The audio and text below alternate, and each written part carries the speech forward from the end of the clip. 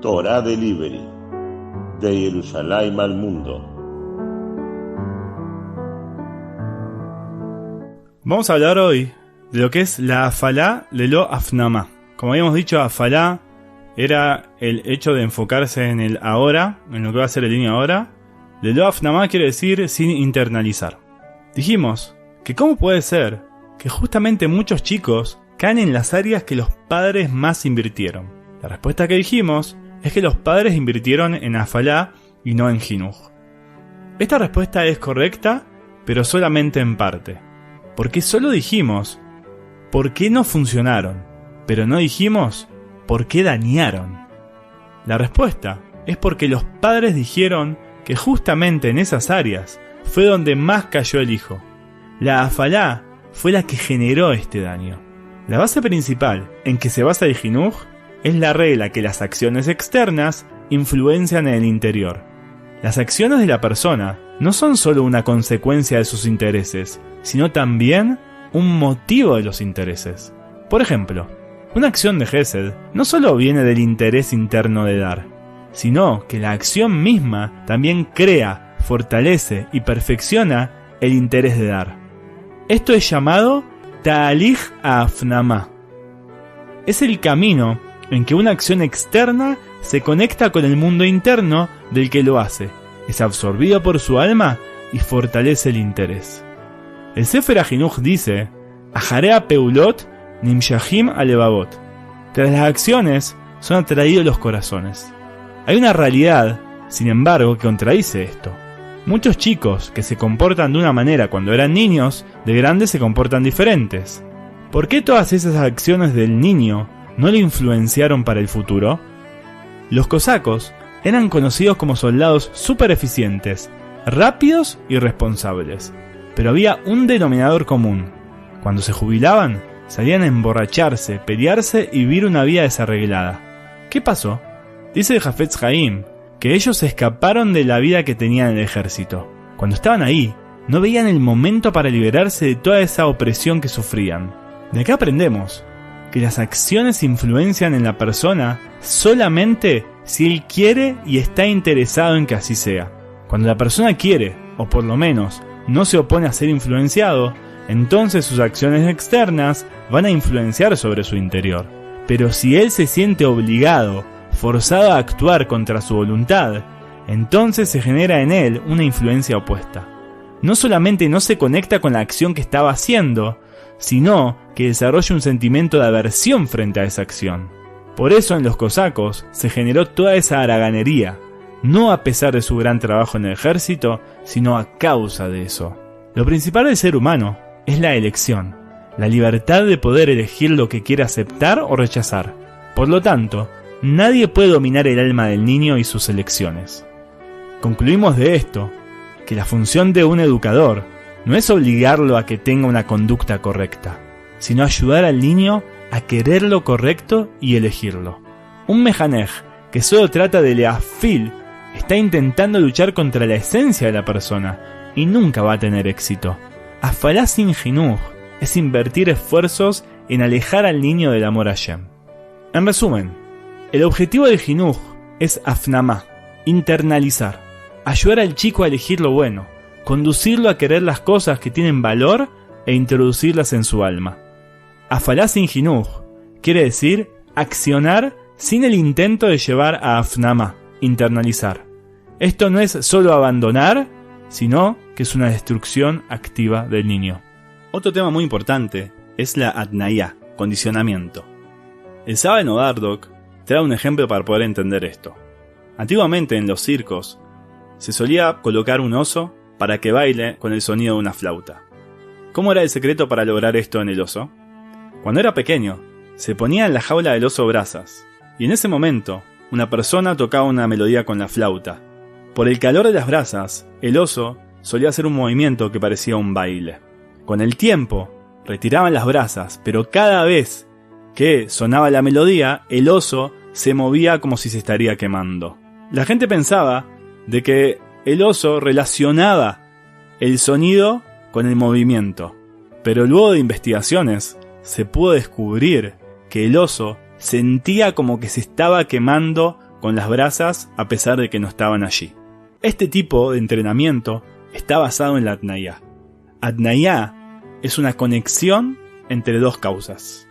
Si con el tiempo se genera una conexión fija entre las dos causas, entonces el alma considera inconscientemente como si estas dos causas estuvieran conectadas una a otra. La aparición de una causa automáticamente hace pensar que la otra causa tiene que aparecer. Esto es lo que pasaba con la flauta y el dolor del oso. El sonido generaba la aparición del dolor. Hay dos tipos de Atnayá, condicionamiento. Atnayá Shlilit, el condicionamiento negativo, y Atnayá Hiyuvit, condicionamiento positivo. Vamos a hablar primero de la Atnayá Shlilit, la negativa.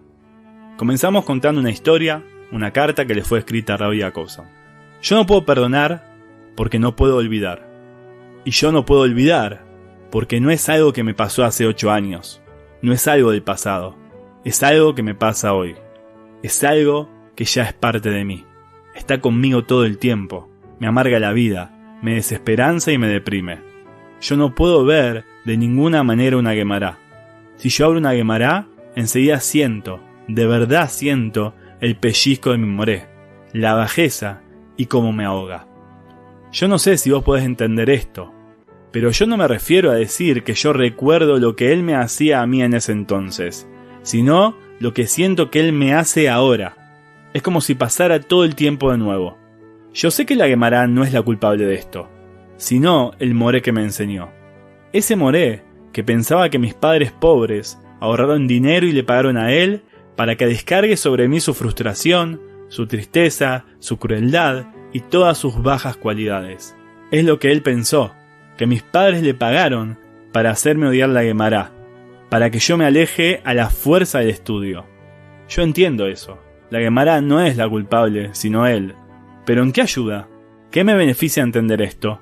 ¿Acaso esto cambia la realidad? Yo ni siquiera puedo participar en un shiur de Daf Yomi.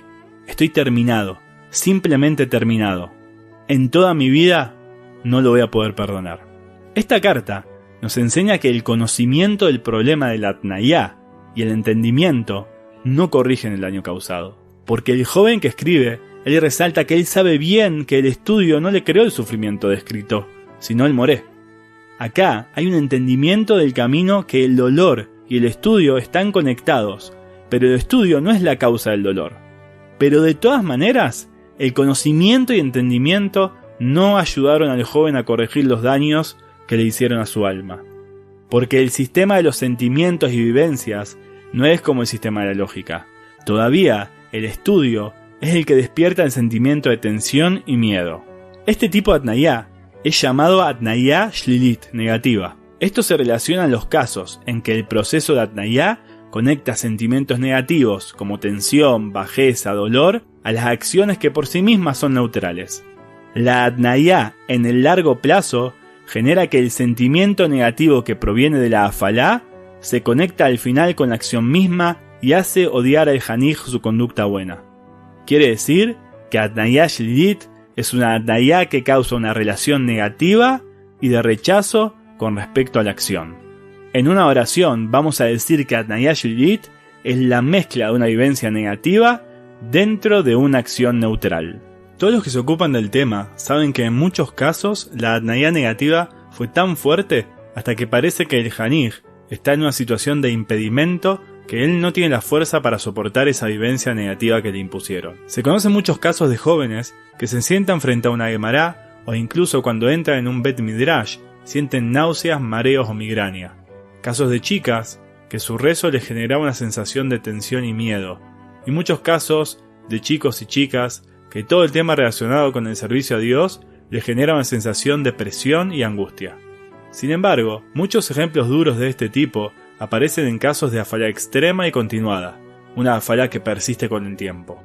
Pero el que se ocupa nada más de afalá, sin jinuj, puede llegar con el tiempo a un nivel de afalá extrema, porque la naturaleza de la afalá es que su fuerza se va debilitando con el tiempo, por cuanto que el niño se acostumbra a ella. Por eso, el uso de la afalá sola genera la necesidad de aplicar más afalá con mayor fuerza que se va incrementando. El camino para llegar a una afalá extrema es muy corto. Hay otros casos, que el chico casi que necesariamente tiene que elegir el mal a pesar que la afalá no fue extrema. Porque el tipo de afalá sin jinuj generó que el mejanej se empecinó sobre el chico justamente en áreas que el chico se le dificultaba por sí mismo a causa de su naturaleza o sus cualidades. También, este proceso se generó por sí mismo. En la medida en que crece la dificultad natural, crece la cantidad de fracasos. En la medida en que crecen los fracasos, crece la cantidad de acciones y su fuerza. Y en la medida en que crece la cantidad de acciones y su fuerza, crece la fuerza de la atnaya negativa. Cuando esto sucede, justamente en el área en que el chico ya se le hace dificultoso por sí mismo, a causa de su naturaleza y sus cualidades, puede crear una situación de impedimento. Una situación en que el janij ya no puede sobreponerse para elegir hacer el bien. En un principio, trajimos la pregunta de por qué tropezaron los niños de manera dura y extrema justamente en el área en que los mejanjim habían invertido mucho esfuerzo. La respuesta a esta pregunta que dijimos es que los mejanjim invirtieron esfuerzos para leafil, pero no para lejanej. Afalá por sí sola, sin un intento jinují que la acompañe y la complete, genera contrariedad y amargura. Ahora podemos aclarar que el daño de la afalá es mayor todavía, porque ahora podemos decir que la afalá por sí misma genera también amargura y contrariedad, y además atnaya negativa. Por eso las expresiones más duras de los janijim aparecen en las áreas donde más afalá se aplicó, porque en ese punto no querían elegir hacer el bien, y si querían, se les dificultaba mucho para poder hacerlo a causa de la atnaya negativa. Otra cosa más nos queda clara. ¿Cómo sucede que mejanjim entregados y que aman lo que hacen, llegan a una situación de utilizar constantemente afalá dura y generar atnaya negativa extrema? La respuesta es porque los mejanjim que se ocupan solo de la afalá son llevados a esta situación sin opciones prácticamente. Son muy duras estas cosas, difíciles y hacen sufrir. Incluso es difícil decirlas, pero de todas maneras no podemos apartarnos de ellas, porque hacer esto es doblemente amargo. Esta falta de atención es lo que llevó a consecuencias crueles, como las que ejemplificamos anteriormente. Por eso, está puesto sobre nosotros estudiarlas una y otra vez, tallarlas en nuestra conciencia y adecuarlas a la base de nuestro jinuj. Atnaya shlilit conecta sentimientos negativos a una acción positiva y entorpece mucho la dificultad de los chicos de poder sobrellevar esto y sus tropiezos. Ahora bien, vamos a pasar de lo negativo a lo positivo, y vamos a hablar de la atnaya hiyuvit, el condicionamiento positivo. Y así le escribe un abrej, una persona que se encarga de estudiar Torah todo el día, al Rab. A pesar de que hoy soy abrej, yo crecí en una casa que no estaba muy conectada con respecto a la religión. Estudié en una escuela tradicionalista y luego me enrolé en la tzavá.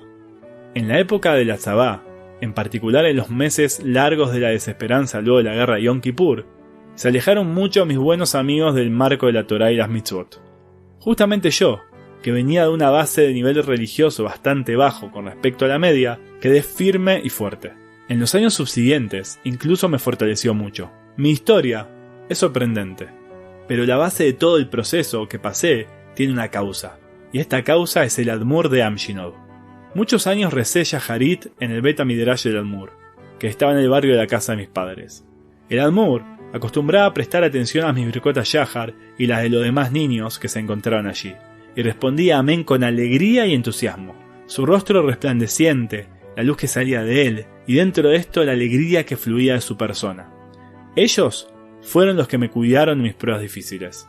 Yo no sé explicar y definir exactamente y con claridad cómo funcionaron esas cosas sobre mí, pero yo sé que no solo una vez me pasó, sino que varias veces, cuando estaba en situaciones de quebrarme, no decir una verajá, o dejar de cumplir una mitzvah, o no rezar, estaba la imagen del amor frente a mis ojos. No es una expresión literaria ni una exageración.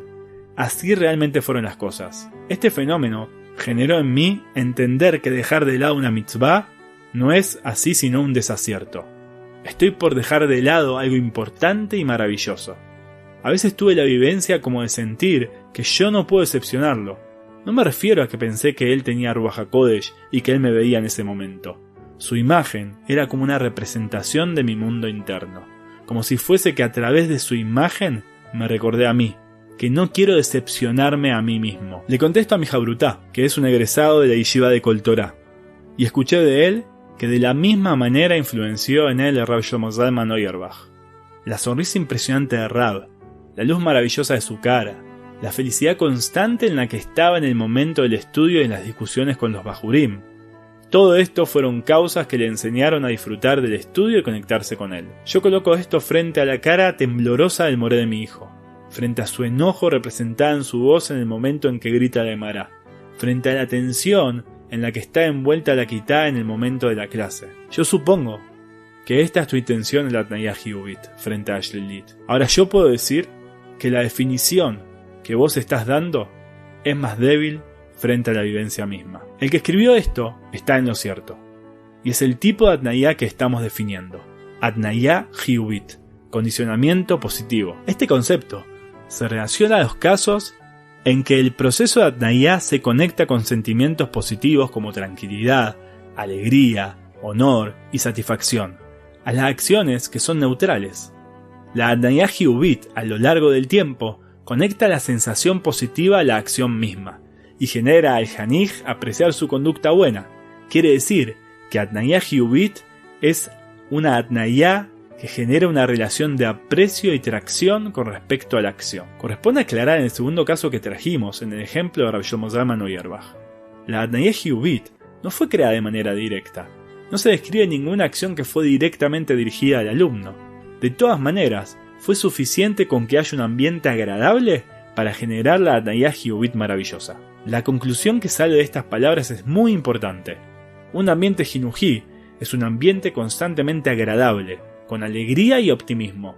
Un ambiente de este tipo crea Atnayá Hiyuvit, forma la Afnamá, construye la personalidad de una persona que quiere servir a Dios con alegría y buen corazón. En contraposición a esto, un ambiente de tensión constante, de angustia, no es suficiente con que no conecte a estos objetivos, sino que los aleja más y más. Quiere decir que un mejanej, un educador, que impone un ambiente tenso, enseña con cara sombría y con un tono enojado y pesado, crea una Atnayá Shlilit en el alumno. También, si no le impuso ningún castigo, no lo reprendió y no lo hizo sentir mal. Un semblante iluminado es una inyección jinují. Un semblante sombrío es una destrucción espiritual. Pongamos por favor todos, padres, morim, esta aclaración en nuestro corazón para que empecemos a actuar como corresponde.